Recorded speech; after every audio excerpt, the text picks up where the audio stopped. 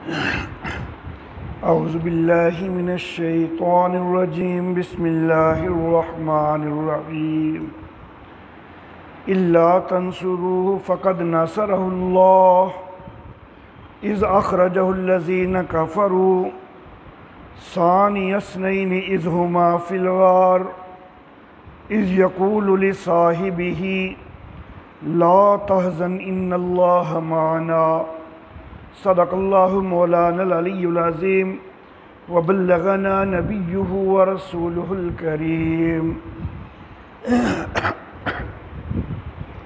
اگر تم اس کی مدد نہیں کرو گے تو تحقیق اس کی تو اللہ نے مدد کی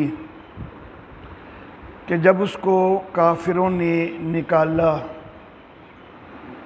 دو میں سے دوسرا تھا کہ جب وہ دونوں غار میں تھے، وہ اپنے ساتھی سے کہہ رہا تھا کہ غم نہ کر، بے شک اللہ ہمارے ساتھ ہے۔ محترم احباب، رات جامع مسجد خالد میں تربیتی نشست کا اہتمام تھا، اور تربیتی نشست کا مرکزی عنوان وہ فدق کے حوالہ سے رکھا گیا تھا۔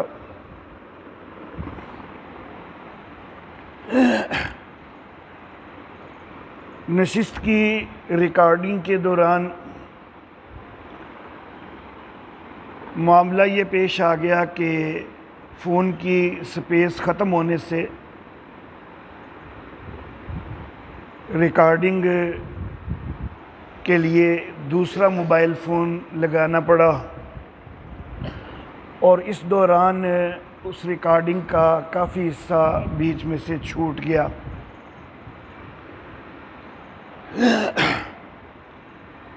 تو میں نے خیال کیا کہ اگرچہ یہاں کے کچھ احباب تو رات کی نشست میں بھی اگرچہ شامل تھے، تو ان کو ذرا دوبارہ اپنی سماعت کو تکلیف دینا پڑے گی، لیکن بہت سارے احباب یہاں پر وہ ہیں کہ جو رات کی نشست میں شامل نہیں تھے، تو میں نے خیال کیا کہ یہی عنوان فدق والا وہ آج کے درس کا عنوان بھی بنا دیا جائے۔ سیدنا صدیق اکبر رضی اللہ تعالی عنہ بڑی عظیم شخصیت ہیں۔ اس آیت مبارکہ میں اللہ رب العزت یہ فرما رہے ہیں کہ اذ یقول لصاحبہ، کہ جب نبی اپنے ساتھی سے کہہ رہا تھا، اپنے صحابی سے کہہ رہا تھا، تو گویا کہ اللہ رب العزت یہ گواہی دے رہے ہیں کہ صدیق نبی کا رفیق ہے۔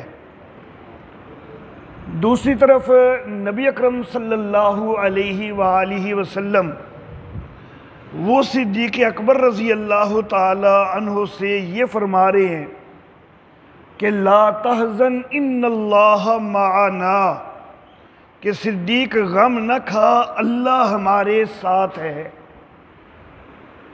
صرف نبی اکرم صلی اللہ علیہ وآلہ وسلم نے اپنے ساتھ نہیں کہا، صدیق اکبر رضی اللہ تعالیٰ عنہ کے ساتھ بھی فرمایا کہ اللہ ہمارے ساتھ ہے۔ سیدنا موسیٰ علیہ الصلاۃ والتسلیمات کی طرح یہ نہیں کہا کہ ان معی ربی، میرے ساتھ میرا رب ہے، بلکہ فرمایا کہ ان اللہ معنا، اللہ ہم دونوں کے ساتھ ہے۔ تو گویا کہ صدیق اکبر رضی اللہ تعالیٰ عنہ کو اللہ رب العزت کی معیت کا شرف حاصل ہونے کی میرے آقا گواہی دے رہے ہیں۔ اللہ گواہی دے رہے ہیں کہ صدیق نبی کا رفیق ہے، اور نبی گواہی دے رہے ہیں کہ صدیق کو اللہ رب العزت کی معیت کا شرف حاصل ہے۔ تو یہ بڑی عظیم شخصیت ہے۔ لیکن ایک واقعہ اس کو بنیاد بنا کے کچھ لوگ اسی عظیم شخصیت کے اوپر طعن کرتے ہیں، حضرت ابوبکر صدیق رضی اللہ تعالی عنہ کے اوپر۔ معاملہ کچھ یوں ہوا کہ شریعت اسلامیہ میں وراثت کے قوانین بڑی تفصیل کے ساتھ جامع اور عادلانہ قوانین وراثت کے شریعت اسلامیہ میں دیے گئے ہیں۔ قرآن حکیم کے اندر بھی وراثت کے قوانین کی تفصیلات موجود ہیں۔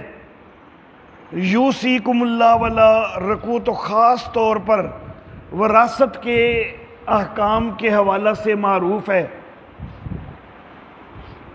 اور وراثت جو ہے اس میں عمومی طرز یہی ہے کہ والدین سے اولاد تک وراثت منتقل ہوتی ہے۔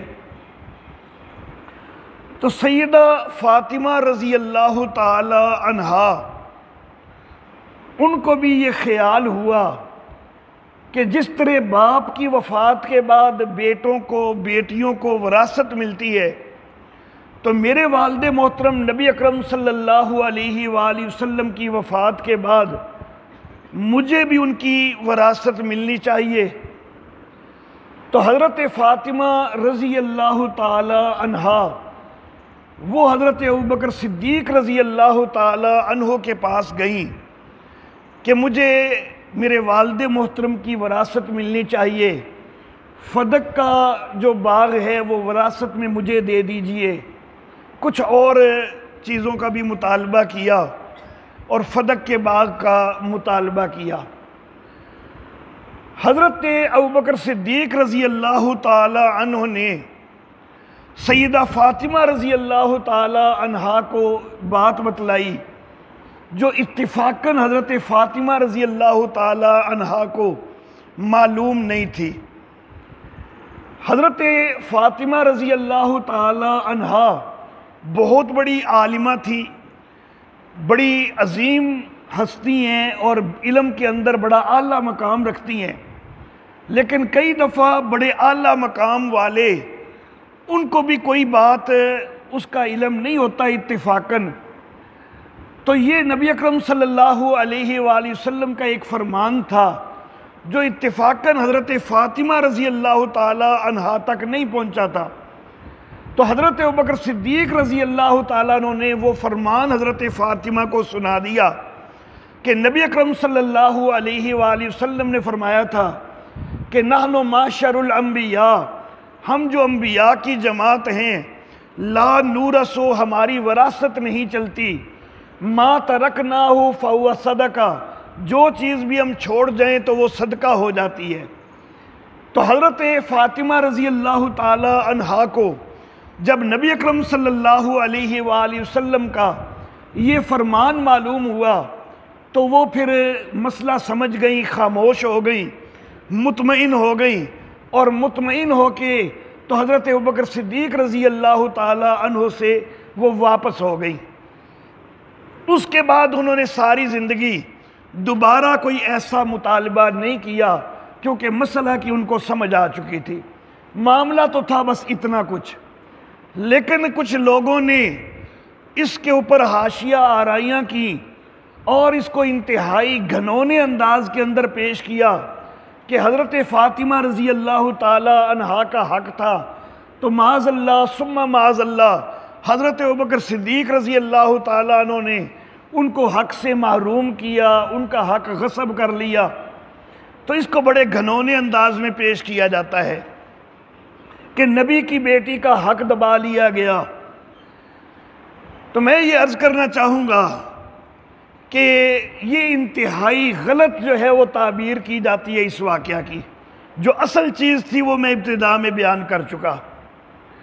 اور میں یہ عرض کرنا چاہوں گا کہ ذرا خود اپنی کتابیں اٹھا کے دیکھیں۔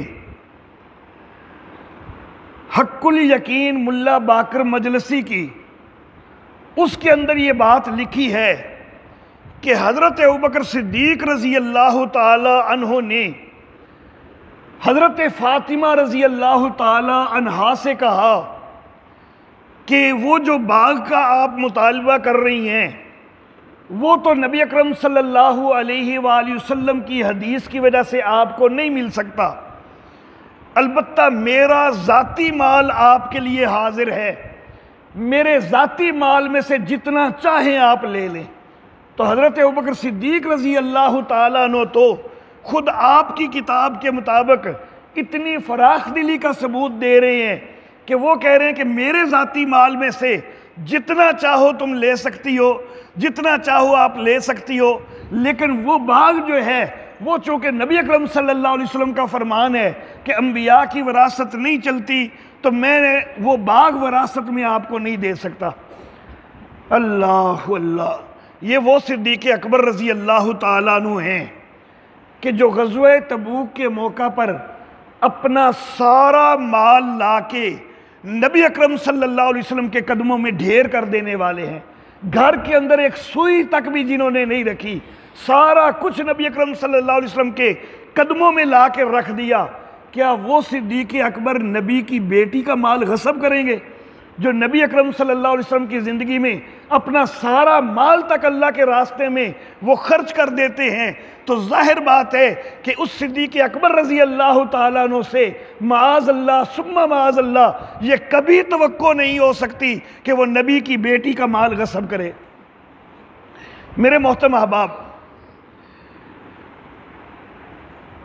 وہ لوگ اس معاملے کو بنیاد بناتے ہوئے حضرت ابوبکر صدیق رضی اللہ تعالی عنہ کے اوپر تان کرتے ہیں، تبرہ کرتے ہیں، تو کم از کم ہمیں بھی اتنا حق تو ہے نا کہ ہم دلائل کے ساتھ یہ بات واضح کر دیں کہ جس طرح واقعہ تم پیش کرتے ہو تو وہ واقعہ درست نہیں ہے۔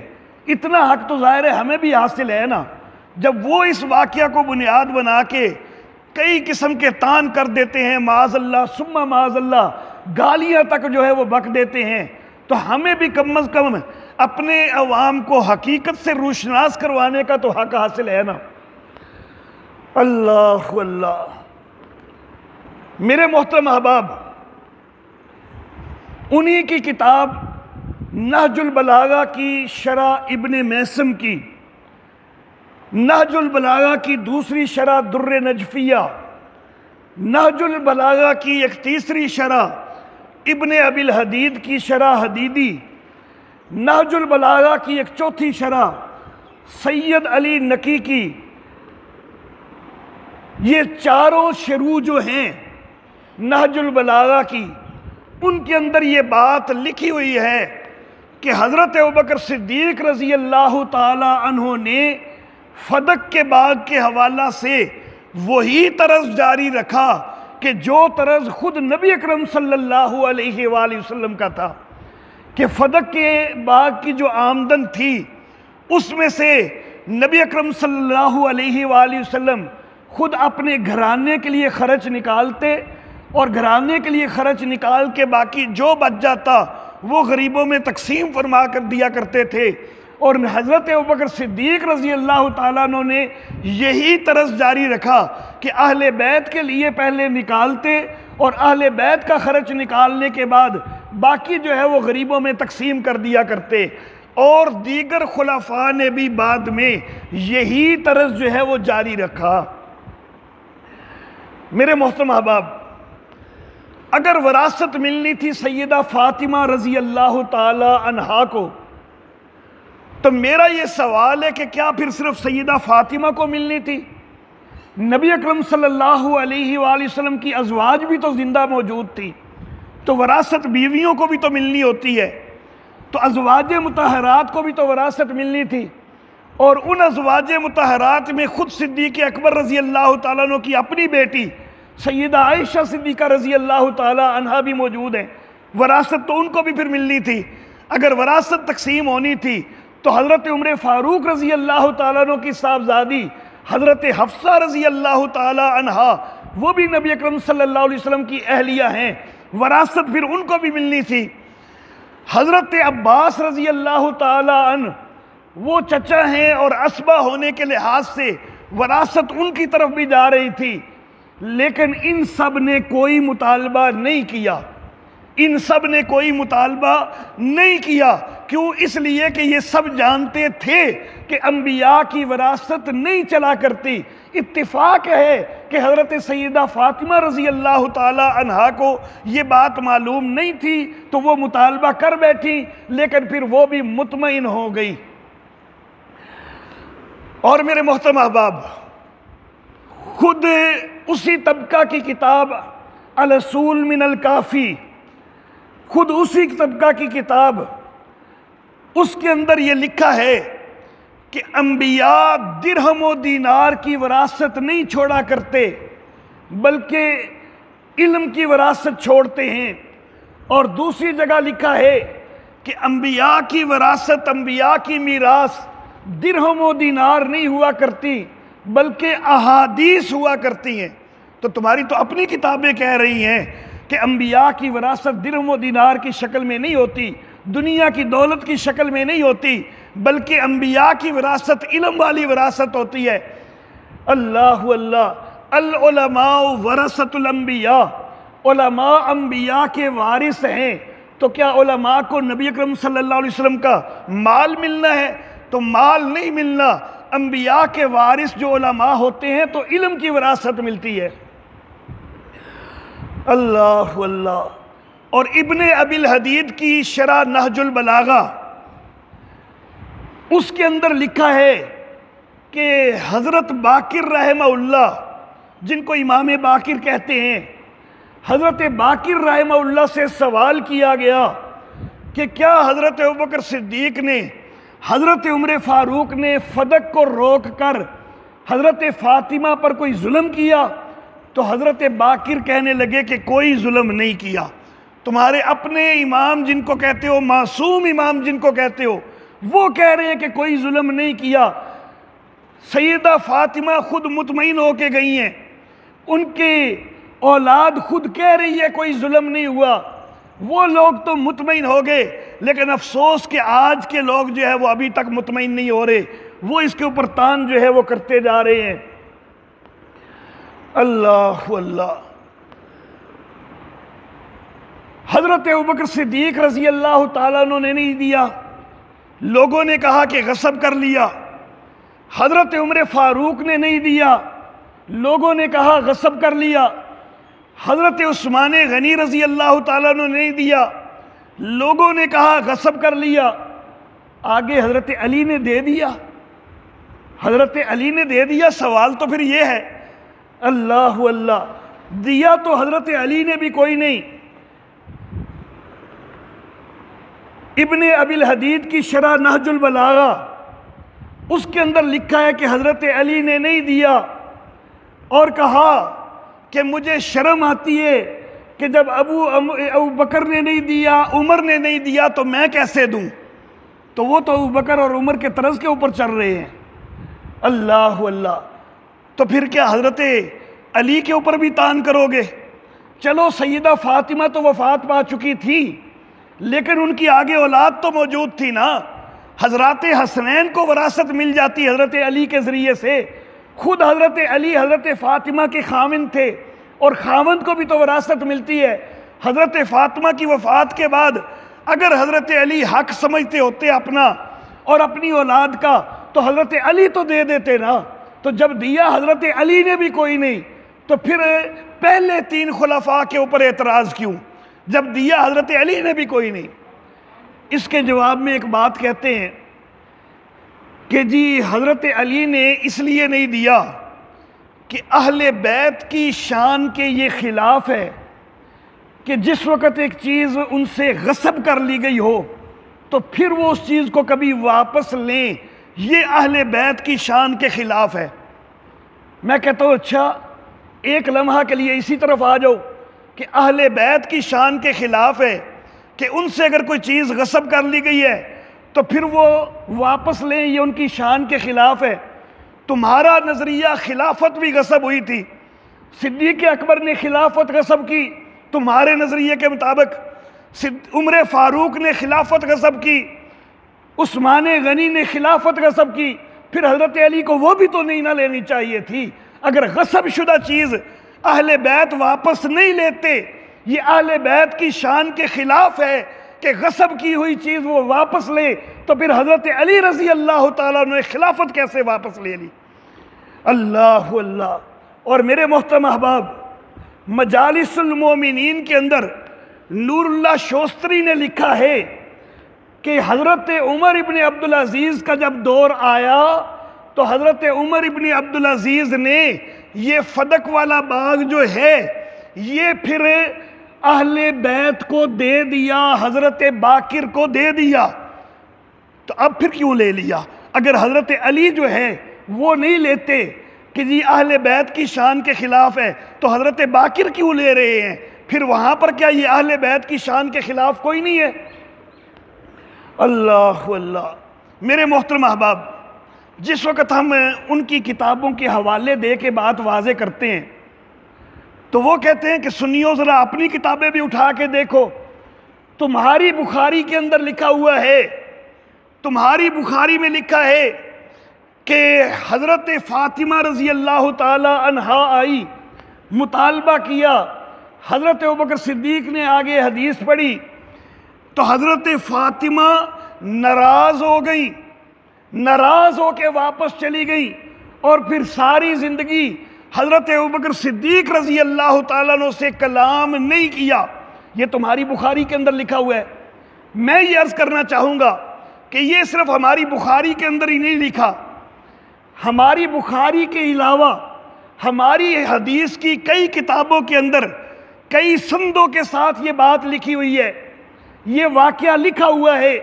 لیکن یہ حضرت فاطمہ کی ناراضگی والی جو بات ہے، یہ سوائے ابن شہاب زہری کی ایک روایت کے اور اہل سنت والجماعت کی کتابوں کے اندر کسی اور روایت کے اندر یہ حضرت فاطمہ کی ناراضگی والی بات موجود نہیں ہے۔ یہ صرف ایک ابن شہاب زہری کی روایت میں موجود ہے۔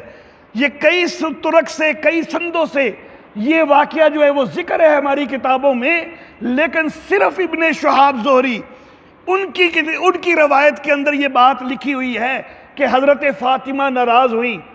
لیکن میں یہ عرض کرنا چاہوں گا، ناراضگی کا پتہ کیسے چلا؟ حضرت فاطمہ ناراض ہوئی ہیں، ناراضگی کا پتہ کیسے چلا؟ راوی کہہ رہے کہ وہ ناراض ہوئی ہیں، راوی کو کیسے پتہ چلا کہ وہ ناراض ہوئی ہیں؟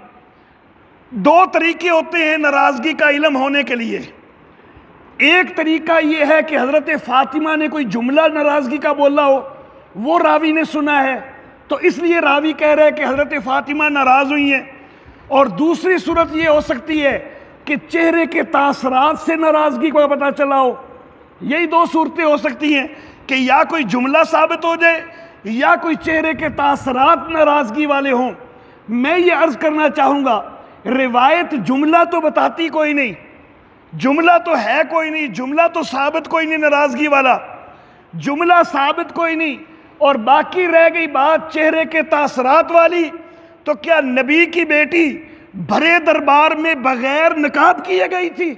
نبی کی بیٹی حیاؤں والی بیٹی، وہ ایسی حیاؤں والی بیٹی کہ جس کو اپنی وفات کے قریب یہ خیال گزرا کہ کہیں میری میت کے اوپر بھی غیر محرم کی نظر نہ پڑ جائے، تو کیا وہ نبی کی بیٹی بھرے دربار میں چہرے کو ڈھکے بغیر چلی گئی تھی؟ کس نے تاثرات دیکھے ہیں؟ کوئی تاثرات نہیں دیکھ سکتا تھا، تو پھر ناراضگی کا کس طرح پتہ چلا ہے؟ یہ سوائے راوی کی بدگمانی کے اور کچھ بھی نہیں ہے، صرف راوی کی بدگمانی ہے جس کی وجہ سے تان بنا دیا گیا۔ وہ قطعاً کوئی ناراض نہیں ہوئی ہیں۔ ان کی ناراضگی ہوتی تو راوی کوئی جملہ بتلاتا نا کہ کس جملے سے اس کو پتہ چلا ہے کہ وہ ناراض ہوئی ہیں۔ چہرے کے تاثرات تو کبھی میں مان ہی نہیں سکتا کہ کسی نے دیکھے ہوں۔ اللہ اللہ۔ اور میرے محترم احباب، کہانی کو طویل کیا جاتا ہے اور یہ کہا جاتا ہے کہ حضرت فاطمہ ساری زندگی ناراض رہیں، یہاں تک کہ حضرت ابوبکر صدیق رضی اللہ تعالیٰ عنہ کو حضرت فاطمہ کی وفات کی اطلاع بھی نہیں دی گئی اور وہ جنازے پر بھی نہیں پہنچے، یہاں تک بات پہنچائی جاتی ہے۔ میں یہ عرض کرنا چاہوں گا کہ اپنی کتاب جلاء العیون اٹھاؤ، اپنی کتاب ناسخ التواریخ اٹھاؤ، اس کے اندر حضرت فاطمہ رضی اللہ تعالی عنہا کی بیماری کے ایام کے اندر جو سب سے زیادہ تیمارداری کرنے والی خاتون نظر آتی ہے، ذرا اس کا نام پڑھ کے دیکھو، وہ حضرت ابوبکر صدیق کی اہلیہ ہے، حضرت اسماء بنت امیس رضی اللہ تعالی عنہا۔ وہ آخری بیماری کے ایام میں سب سے زیادہ تیمارداری کرتی نظر آتی ہیں۔ اگر اتنی ناراضگی تھی حضرت ابوبکر صدیق کے ساتھ کہ ان کو جو ہے وفات تک کی بھی اطلاع نہیں دی گئی، تو حضرت ابوبکر صدیق کی بیوی کو اپنے گھر کے اندر تیمارداری کے لیے کیسے آنے دیا گیا؟ تو سب سے زیادہ جو تیمارداری کی ہے وہ حضرت اسماء بنت امیس نے کی ہے، جو کہ حضرت ابوبکر صدیق رضی اللہ تعالیٰ عنہ کی بیوی ہیں، ان کی اہلیہ ہیں۔ اور حضرت فاطمہ رضی اللہ تعالی عنہا وہ پریشان ہوئی نا کہ میرے جنازے کے اوپر غیر محرم کی نظر نہ پڑ جائے، تو یہاں پر ایک خاتون ان کو ایک بات کہتی ہیں کہ حبشہ کی عورتیں جس وقت فوت ہوتی ہیں، جب ان کا جنازہ تیار کیا جاتا ہے تو چارپائی کی چاروں کونوں کے اوپر چھوٹی چھوٹی سوٹیاں باندھی جاتی ہیں اور پھر ان کے اوپر کپڑا ڈال دیا جاتا ہے جو کہ جسم سے جدا رہتا ہے، جسم کو نہیں لگتا، تو جسم ظاہر بالکل نہیں ہوتا۔ حضرت فاطمہ رضی اللہ تعالیٰ عنہا نے کہا کہ باقاعدہ مجھے بنا کے دکھاؤ کس طرح بناتی ہیں وہ چارپائی۔ تو اس خاتون نے وہ چارپائی بنا کے دکھائی، اور پھر حضرت فاطمہ مطمئن ہوئی کہ اس طرح کی چارپائی پہ میری میت لے جائی جائے گی تو غیر محرم کی نظر میرے جسم پہ نہیں پڑے گی۔ اور یہ ساری ترکیب بتانے والی صدیق اکبر کی بیوی ہے حضرت اسماء بنت امیس رضی اللہ تعالی عنہا۔ اگر اتنی ناراضگی تھی کہ صدیق کو جنازے تک کی اطلاع نہیں دی جا رہی، تو صدیق کی بیوی کو گھر میں آنے کی اجازت کیسے دی جا رہی ہے؟ اللہ اللہ۔ اور جنازے پر اگر میں ایک لمحے کے لیے ہی مان لوں، اول تو یہ ہے کہ سیدہ فاطمہ کا جنازہ پڑھایا ہی خود صدیق اکبر نے ہے۔ حضرت علی نے خود کہا کہ آپ آگے ہوں، آپ کے ہوتے ہوئے میں جنازہ نہیں پڑھا سکتا۔ لیکن اگر تمہاری کتابوں پہ اعتماد کروں تو تمہاری کتابوں میں تو جلاء العیون کے اندر یہ بھی لکھا ہے کہ صرف 7 افراد نے سیدہ فاطمہ کا جنازہ پڑھا، اور وہ جو 7 افراد ہیں ان میں نہ حضرت حسن کا نام ہے نہ حضرت حسین کا نام ہے۔ تو کیا حضرت فاطمہ اپنے بیٹوں سے بھی اتنی ناراض گئی تھی کہ اپنے بیٹوں کو بھی جو ہے وہ جنازے پہ آنے کی اجازت نہیں دی گئی؟ تمہاری کتابیں تو اس طرح کی باتیں لکھتی رہتی ہیں۔ اللہ اللہ۔ میرے محترم احباب، پھر اس پر ایک سوال کرتے ہیں کہ آپ کہتے ہو کہ نبی کی وراثت نہیں چلتی، تو ازواج مطہرات کے جو حجرے تھے وہ ازواج مطہرات کے پاس رہے ہیں، بعد میں وہ ان کو وراثت میں سب کو مل گئے، تو پھر بیٹی کو وراثت کیوں نہیں مل سکتی؟ میں یہ عرض کرنا چاہوں گا کہ وہ حجرے نبی اکرم صلی اللہ علیہ وآلہ وسلم اپنی زندگی میں ان کو دے کے جا چکے تھے۔ نبی اکرم صلی اللہ علیہ وسلم اپنی زندگی میں اپنی ازواج کو ان کے مالکانہ حقوق دے چکے ہوئے تھے، تو جو زندگی میں دے دیا وہ تو دے دیا۔ حضرت فاطمہ کو بھی جہیز کے اندر دیا، نبی اکرم صلی اللہ علیہ وسلم نے زندگی میں دیا ہے، تو زندگی میں جو کچھ دے دیا وہ دے دیا، لیکن وراثت نہیں چلتی۔ ہم وراثت نہ چلنے کے قائل ہیں۔ ہم یہ نہیں کہتے کہ نبی اپنے گھرانے کو اپنی زندگی میں بھی کچھ نہیں دیتا۔ قرآن حکیم نے ذکر کیا ہے نبی اکرم صلی اللہ علیہ وسلم کی بیویوں کے گھروں کے متعلق، اور قرآن حکیم کیا کہتا ہے کہ کرنا فی بیوتکن، نبی کی بیویوں اپنے گھروں کے اندر رہا کرو۔ تو نبی کی بیویوں کے اپنے گھر کہا قرآن نے، تو گویا کہ قرآن شہادت دے رہا ہے کہ وہ نبی اکرم صلی اللہ علیہ وسلم کی زندگی میں ہی وہ نبی اکرم صلی اللہ علیہ وسلم کی بیویوں کی ملکیت ہو چکے ہوئے تھے۔ تو میرے محترم احباب، واقعہ کی جو اصل حقیقت ہے وہ میں واضح کر چکا، اور انتہائی غلط جو پراپیگنڈے کیے جاتے ہیں ان کے بھی میں پول کھول چکا۔ اللہ رب العزت سے دعا ہے کہ اللہ رب العزت ان لوگوں کو بھی جو اس چیز کو تان کا ذریعہ بناتے ہیں، اللہ ان کو ہدایت عطا فرمائے اور وہ شریعت کو صحیح سمجھنے والے بن جائیں۔ اللہ رب العزت ان کو ہدایت دے دے اور وہ اس طرح کی حرکات کو چھوڑ دیں۔ وآخر دعوانا الحمدللہ رب العالمین۔ الحمدللہ۔